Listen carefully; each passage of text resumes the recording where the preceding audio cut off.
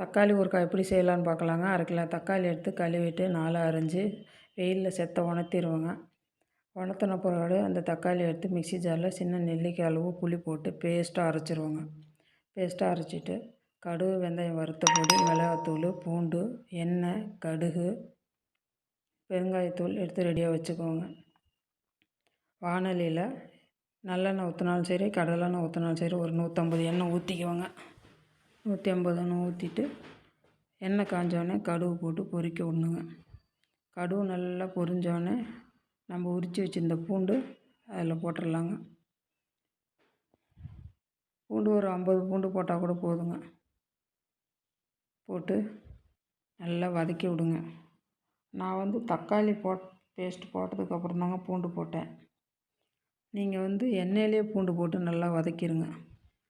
இப்போ நான் தக்காளி பேஸ்ட்டு போடுறேங்க. போட்டு நல்லா வதக்கி விடணுங்க. நல்லா வதக்கி விட்டுட்டு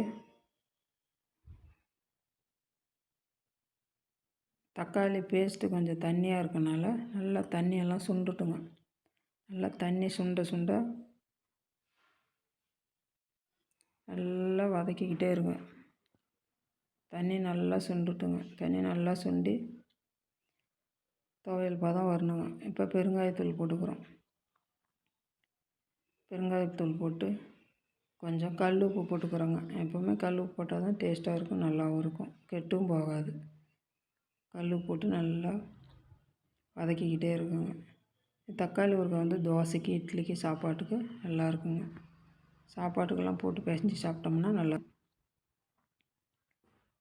தக்காளி ஊறுகாய் மட்டும் செய்கிறதுக்கு கொஞ்சம் நேரம் ஆகுங்க. ஏன்னா அந்த தண்ணி நல்லா சுண்டி துவையல் பதம் வரணும் இல்லைங்களா, அதனால் கொஞ்சம் லேட் ஆகுங்க. நான் 2 நாள் தேவைக்கு அவசரமும் இந்த வீடியோ அவசரமும் 1/2 கிலோ தக்காளி செஞ்சுருக்கேன்.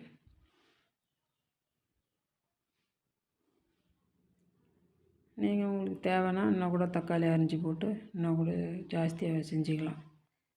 ஆனால் நல்லா தண்ணி சுண்டுற அளவுக்கு செய்யணுங்க. செஞ்சு துவையல் பதம் வந்தால் வரணும். இல்லாட்டி தக்காளி ஊறுகாய் கெட்டு போயிடும். எண்ணெய் பிரிஞ்சு மேலே வரணும்.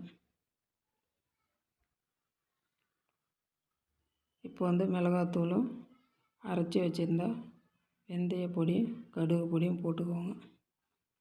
போட்டு பரட்டி விட்டுக்கலாங்க.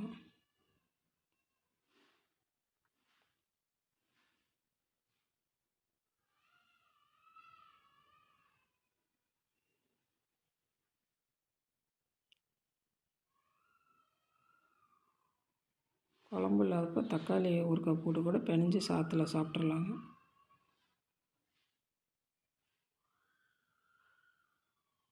தோசைக்கு, இட்லிக்கெல்லாம் ரொம்ப டேஸ்ட்டாக இருக்குங்க. பாருங்கள், கிட்டத்தட்ட துவையல் பார்த்து வந்துடுச்சிங்க.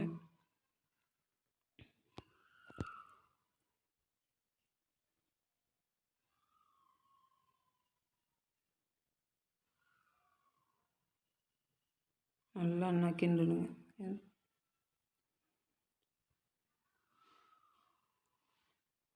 பாருங்கள், துவையல் பதத்துக்கு வந்துடுச்சு. எண்ணெய் பிரிஞ்சு மேலே வந்துடுச்சு. நம்ம தக்காளி ஊறுகாய் ரெடி. பிடிச்சிருந்தால் லைக் பண்ணுங்கள், சப்ஸ்கிரைப் பண்ணுங்கள். தக்காளி ஊறுகாய் ரெடியானு ஜாரில் போட்டு மூடி வச்சுட்டு தேவைக்கேற்ப எடுத்துக்கிட்டு மூடி வச்சா கெட்டு போகாதுங்க.